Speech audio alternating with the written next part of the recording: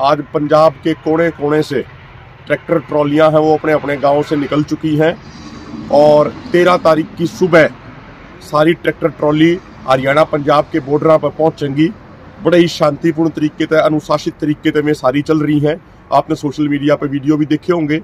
मेरे हरियाणा के तमाम किसान भाइयों से हाथ जोड़ के प्रार्थना, हाथ जोड़ के विनती है कि 13 तारीख की सुबह जो शंभू बॉर्डर है, जो खनौरी बॉर्डर है, जो डबवाली वाला बॉर्डर है, आसपास के जिला के तमाम किसान वहां पर पहुंचें और बाकी जो जिला के किसान हैं वो पूरे हाई अलर्ट पर रहें। मेरी प्रार्थना है, ये हमारा करो या मरो का आंदोलन है। 13 तारीख को किसी भी किसान भाई का ट्रैक्टर घर पर नहीं होना चाहिए, उसका ट्रैक्टर सड़कों के ऊपर होना चाहिए। सरकार ने बेशक इंटरनेट बंद कर रखा हो, बहुत सारी अफवाहें भी उड़ाई जा रही हैं, लेकिन आपको किसी अफवाह पर विश्वास नहीं करना है। हमारे सारे पदाधिकारी आपके साथ लगातार फोन से संपर्क पर रहेंगे। तो आपसे हाथ जोड़ के प्रार्थना है कि शांतिमय तरीके से आपने आंदोलन करना है, अनुशासन में रहकर आंदोलन करना है। पंजाब में तो गांव गांव में से tractor trolley, hydra, JCB machine सारी ले लेकर किसान अपने तैयार हो चुके हैं, वो चल चुके हैं। तो हरियाणा वाले ने भी पिछली बार की तरह बढ़ चढ़ कर साथ देना है। आप सबका बहुत बहुत शुक्रिया। अभिमन्यु कुहाड़ का ये वीडियो सुना आपने। एक बार फिर से पंजाब और हरियाणा के किसान दिल्ली कूच कर रहे हैं। उन्होंने ऐलान किया था कि 13 फरवरी से दिल्ली में एमएसपी को लेकर बड़ा आंदोलन होगा। 10,000 लगभग ट्रैक्टर और ट्रॉली लेकर वो दिल्ली आ रहे थे। सोशल मीडिया पर लिखा जा रहा है कि 6 महीने का राशन उनके ट्रैक्टर ट्रॉली पर है, 3 साल का राशन इंतजाम करके आए हैं। वो दरअसल स्वामीनाथन रिपोर्ट लागू करना चाहते हैं, एमएसपी मांग रहे हैं। लेकिन इसके उलट सरकार की जो कोशिश हो रही है उसकी बड़ी आलोचना हो रही है।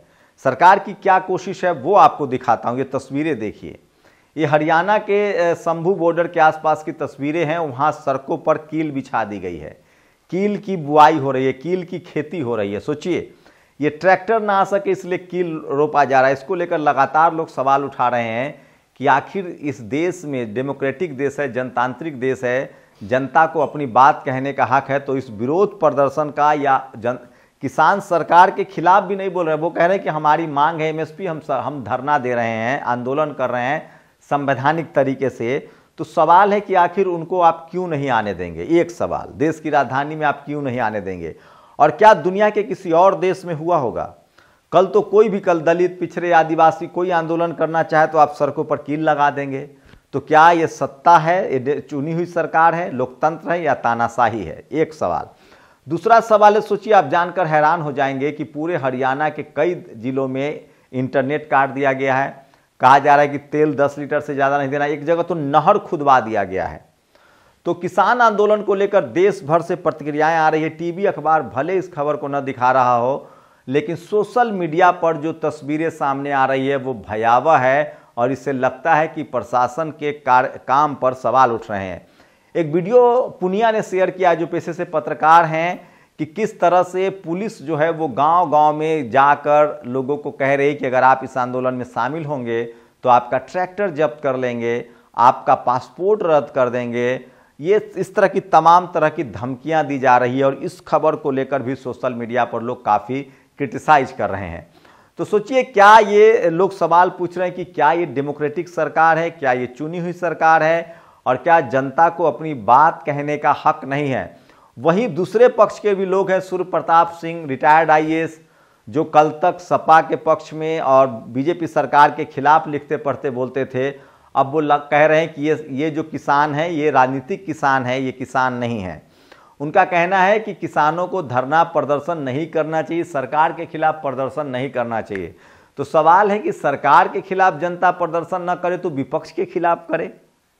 जो सत्ता में रहेगा, सोचिए, कॉमन सेंस की बात है, जो सत्ता में रहेगा जनता उसी से मांगेगी ना कुछ। अपना दुख दर्द किसको बताया जाएगा, विपक्ष को या जनता को? विपक्ष का काम होता है जनता के पक्ष में खड़ा होना, जनता के सवालों को उठाना। राहुल गांधी न्याय यात्रा में लगातार दलित, पिछड़े, आदिवासियों के मुद्दा को उठा रहे हैं, ये भी सबसे बड़ी खबर है।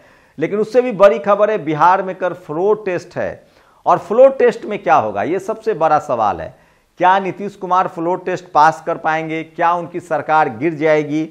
और बीजेपी के विधायक जो नदारद दिख रहे हैं वो एक बड़ा सवाल है। सवाल है कि क्या बीजेपी नीतीश कुमार से बड़ा धोखा करने जा रही है और जानबूझकर बहुमत नहीं मिलेगा, नीतीश की सरकार गिर जाएगी, राष्ट्रपति शासन लागू हो जाएगा, उसके बाद सत्ता की चाबी गवर्नर के थ्रू प्रधानमंत्री के हाथ में आ जाएगा। तो इस बार नीतीश कुमार अपने ही जाल में फंस गए हैं, लेकिन मुझे लगता है कि आरजेडी को इसकी लेकर कोशिश नहीं करनी चाहिए, नहीं तो उस पर आरोप लग जाएगा कि उसने सरकार गिरा दिया। वैसे आरजेडी के विधायक एकजुट हैं, कांग्रेस वाले भी इस बार नहीं टूटे हैं, वो भी एकजुट हैं। तो ये भी खबर सोशल मीडिया पर सबसे ज़्यादा वायरल है। वहीं SC/ST एक्ट को लेकर सुप्रीम कोर्ट में लगातार सुनवाई चल रही है, EVM का बड़ा मुद्दा है। वहीं राकेश टिकैत ने कहा है कि 16 फरवरी को किसानों का भारत बंद होगा। उन्होंने एक ट्वीट किया है कि उनके 2 किसान नेताओं को भी मध्य प्रदेश से हिरासत में लिया गया है, डिटेन किया गया है। तो ये अभिमन्यु कुहार का वीडियो सुनिए, जो युवा किसान नेता है। सोशल मीडिया पर किसानों के समर्थन में जनसैलाब है। टीवी अखबार भले खबर नहीं दिखा रहा हो, लेकिन किसानों की जो खबर है वो टीवी अखबार पर छाया हुआ है। वहीं नीतीश कुमार के साथ बड़ा खेल हो रहा है। इस बार हो सकता है कि उनके अपने विधायक भी उनके साथ खड़े ना हो और बीजेपी के विधायक भी एब्सेंट हो जाए। ऐसे में नीतीश कुमार की सरकार गिर जाएगी। और सबसे बड़ी पार्टी तो आरजेडी है। संवैधानिक तरीके से तो आरजेडी को ऑफर करना पड़ेगा, लेकिन अगर ऐसा नहीं होता है तो फिर वहां राष्ट्रपति शासन होगा, लागू होगा और सत्ता बीजेपी के हाथ में चली जाएगी। दरअसल नीतीश कुमार लगातार कोशिशों के बावजूद भी जो ब्यूरोक्रेसी का कंट्रोल है वो अपने हाथ में रखना चाहते थे। SPDM जो था वो उनके प्रभाव में रहे, ब्यूरोक्रेसी पर कंट्रोल करना चाहते थे। बीजेपी वो पद चाहती थी, लेकिन इस बार यही मामला फंस गया। तो क्या इस बार नीतीश कुमार के साथ सचमुच खेला हो जाएगा और उनकी पार्टी में अब 45 विधायक बचे हैं, क्या वो टूट जाएंगे? ये सबसे बड़ा सवाल है। और क्योंकि 40 लोकसभा की सीटें अब आरजेडी के पास हैं, जैसा कि आप जानते हैं 40 लोकसभा की सीटें आरजेडी लड़ सकती है। उसके पास अब गठबंधन, वो लेफ्ट पार्टी कांग्रेस उसके बाद नए दोस्त तलाश सकती है, चाहे वो मुकेश सहनी हो या चिराग पासवान हो। लेकिन अगर नीतीश कुमार की सरकार जाती है तो इससे सबसे ज़्यादा फायदा बीजेपी को होगा, क्योंकि राष्ट्रपति शासन लागू होता है तो सरकार उनकी बन जाएगी, सरकार कंट्रोल उनका हो जाएगा। आरजेडी को लगता नहीं है, जिस तरह से रांची में हुआ, जिस तरह से झारखंड में हुआ कि बहुमत के बाद भी, हेमंत सोरेन के इस्तीफे के बाद बहुमत के बाद भी सरकार बनाने को लेकर गवर्नर साहब का टाल मटोल रवैया था।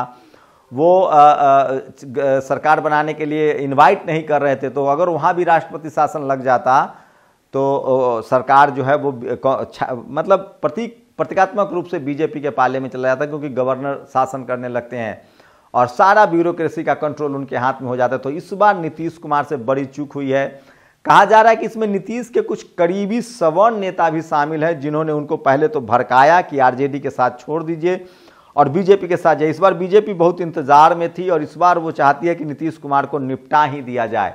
लेकिन अगर ऐसा होता है नीतीश कुमार के साथ, ये बड़ा धोखा होता है, तो बिहार की जनता बहुत होशियार है। उसके बाद फिर से दलित, पिछड़े, आदिवासी एकजुट होंगे और तब लालू यादव को अगले चुनाव में, विधानसभा चुनाव में बड़ा फायदा मिल सकता है। लेकिन सवाल है कि क्या लोकसभा के साथ विधानसभा के चुनाव कराए जाएंगे? ये सबसे बड़ा सवाल है जो अभी लोगों के जेहन में है। तो बिहार की राजनीति में बड़ी कोशिश हो रही है। वहीं सोशल मीडिया पर सबसे ज़्यादा जो बड़ी खबर है वो किसान आंदोलन की, जिस तरह की तस्वीरें आ रही है, जिस तरह से हरियाणा सरकार खासकर कीले लगा रही है, नहरें काटा जा रहा है, सड़कें काटी जा रही है, इन सब को लेकर लोग जो है वो सवाल पूछ रहे हैं कि एक चुनी हुई सरकार अपने ही देश के नागरिकों के साथ भला इस तरह का किस तरह का व्यवहार कर सकती है। तो ये भी सबसे बड़ी खबर है। कल फ्लोर टेस्ट को लेकर बड़ी खबर है। तो ये सब कुछ तय करेगा। मैं इसलिए कह रहा हूँ कि सोशल मीडिया पर ये सब कुछ जो खबरें हैं वो वायरल है।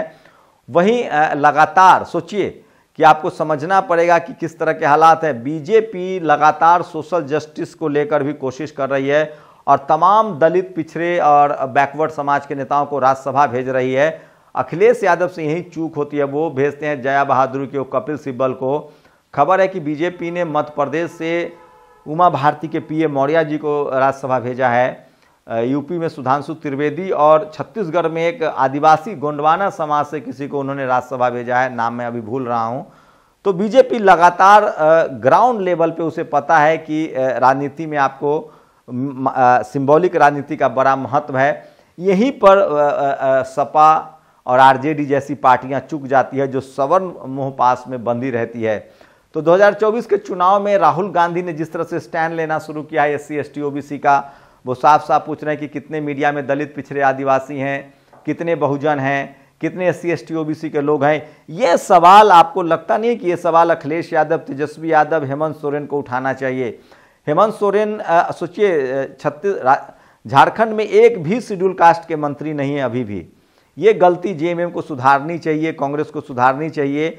और 2024 का चुनाव जीतना है तो इन लोगों को भी कांग्रेस से, बीजेपी से प्रेरणा लेनी चाहिए। जिस तरह से बीजेपी 15% मुस्लिम वोटों को दरकिनार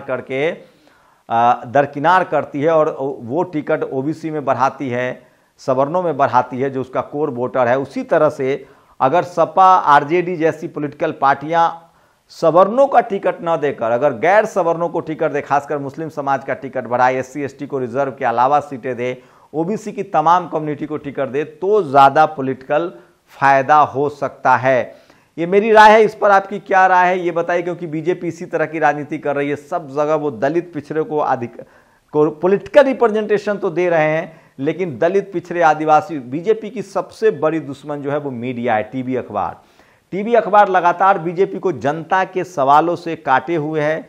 जनता का विरोध प्रदर्शन, जनता का दुख दर्द बीजेपी को पता नहीं चलता है। और दूसरी सबसे जो बड़ा फैक्टर है कि टीवी अखबार की वजह से एक तो सरकार को पता नहीं चलता है कि लोग क्या सोच रहे हैं, भले वो चुनाव जीत रहे हो अभी, लेकिन 2024 के लिए मुश्किल बढ़ सकती है। और दूसरा सबसे बड़ी बात, जिस तरह से जातिवाद, मनुवाद हावी हो रहा है तमाम संस्थाओं में, जिस तरह से दलित पिछड़े आदिवासी किसानों के साथ बेईमानी हो रही है, जिस तरह से लगातार लोगों को हैरेस किया जा रहा है, इससे बीजेपी के प्रति लोगों में गुस्सा बढ़ा है। तो बीजेपी 2024 में अगर हारती है तो उसकी सबसे बड़ी वजह होगी जातिवाद का फिर से सिर उठाना, दलित पिछड़े आदिवासी आम लोग के साथ अन्याय होना, अधिकारी कर्मचारियों के साथ अन्याय होना, और दूसरी सबसे बड़ी वजह होगी टीवी अखबार। आपकी क्या प्रतिक्रिया, अपनी प्रतिक्रिया जरूर दीजिए। शुक्रिया। नेशनल दस्तक की आपसे गुजारिश है कि अगर इसको बचाना चाहते हैं तो नेशनल दस्तक को सब्सक्राइब करने के लिए रेड कलर के सब्सक्राइब बटन को दबाएं, फिर बेल आइकन की घंटी दबाएं। नेशनल दस्तक को बचाने के लिए बहुत जरूरी है कि हर खबर को शेयर करें, लाइक करें, कमेंट जरूर करें।